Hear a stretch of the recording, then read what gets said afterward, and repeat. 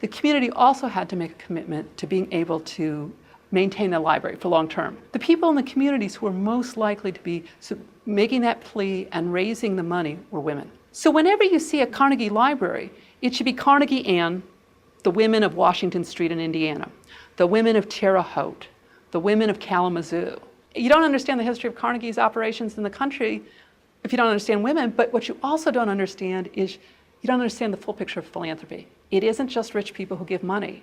It's the people in the community who create the needs for that and make the programs that are offered sustainable.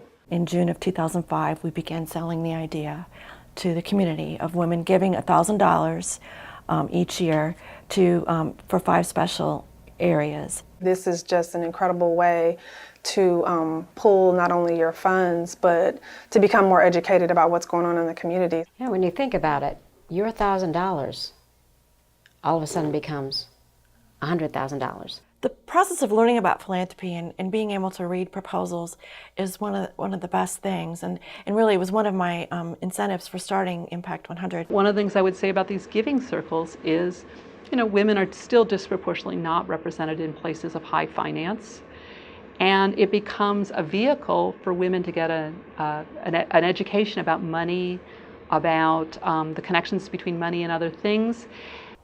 I remember looking at what Dad was doing with his company and thinking, wow, that seems like a really interesting format. I was a young fundraiser for a nonprofit, so I thought, wow, why don't I see if I can talk Dan into doing an organic line? And my dad loved pretzels. Pretzels were his favorite snack when I was growing up. So it seemed like a natural. And we were the #1 snack food in the natural foods industry within the first year. And the rule with Dad was he paid each of us $15,000. We had to pay him back for the startup costs, to the company. So that was how Newman's Own Organics got started. I mean, Dad was 58 when he started Newman's Own, and the first year he made $890,000, and he was at the peak of his career, so he decided to give it away. That's amazing. So I, hope to be able to continue following in his footsteps. Mary Baldwin College is a women-centered private liberal arts college, occupying the beautiful hilltop acres of downtown Stanton, Virginia.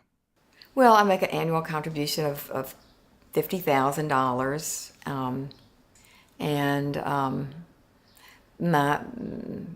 what's much more significant is my mother has contributed from her estate.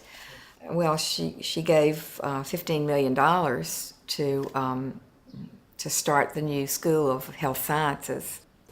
We were raising funds at Estee Lauder for the Memorial Sloan Kettering Breast Center. And people in California were saying, why should I give you money for a New York foundation, a New York hospital, when we need the money here too? And so I said, you're right. Even though there's information that's being shared, we need to do something more. And I tried to give them my money from the sale of compacts and a variety of other things once the center was built to another foundation that was already doing work in breast cancer. But no one was doing anything in coordinated breast cancer research in the United States as a full charity. It was all individualized in various universities and in various hospitals, but it wasn't coordinated, and so we started that in 1993. I had about 18 volunteers that came down to help me on my project, and we sorted, labeled, and shelved over 2,000 books. But before we did that, I actually built these 6 bookcases you see along the wall, and then I bought all the other ones. Went shopping for books. That was probably my favorite part of the project because, one, I love shopping and I love books, so it was a good combination. Do any of you ladies ever stop and think that you're doing more than just a good deed or volunteering, that you are offering up your skill? Oh yes, definitely. And I also look at this as being not only helping others but helping ourselves. We have such a wonderful time when we sew, and this is a good therapy, I think, for all of us too, to have this social contact. These are clothes for foster and orphan children. Children that have been taken from their parents, from their families, and put in there for their own safety, and then they have no clothes. They go with the clothes on their back, and so we give them clothes. And you do get the warm, fuzzy feeling when you think some of these little kids have nothing to wear. And this group, and I am very thankful to be part of it, is making a difference. It affects my life in many, many ways. Not only what I used to be able to do versus what I can do now. It affects me financially, socially.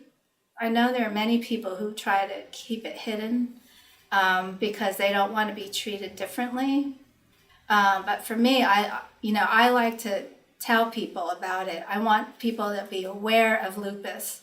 I think as board chair, my job is to, number one, give myself, to set the standard for giving. And I do that, as well as have our board do that, to step up and make Mary Baldwin their number one entity that they give to. So we set the tone, and then we go out and form the relationships to meet with donors and send the message. The joy of being a board chair is, it happened today. We had our graduation, and watching the return on our investment. Watching the students and their families celebrating, many of them first-time graduates in their families, just celebrating their accomplishments and getting ready to enter the world and change the world. Rosa Parks gets on the bus, denied service. Well, he didn't say those words. He just wanted to tell us he had to have those seats. And I didn't move because I didn't feel like it was helping us or making things lighter for us, me as an individual and us as a people, to continue to be pushed around because of our race and color.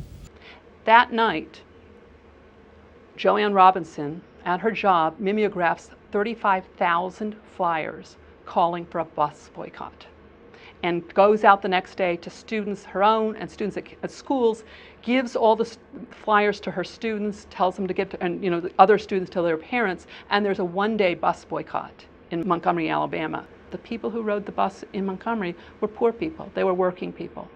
They were janitors. They were domestic workers. They were people who, swept up at some local school.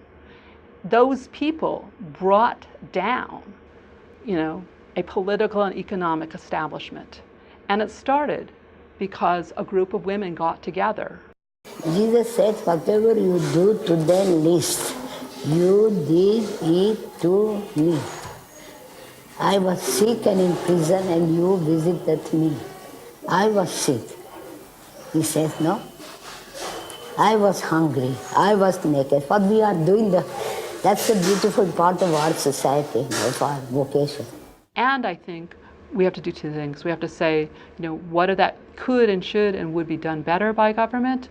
And also, the thing that I think voluntary associations and philanthropy does is it allows people to feel like they make a difference. And I think that's a question of how do we capture that as part of the political movement.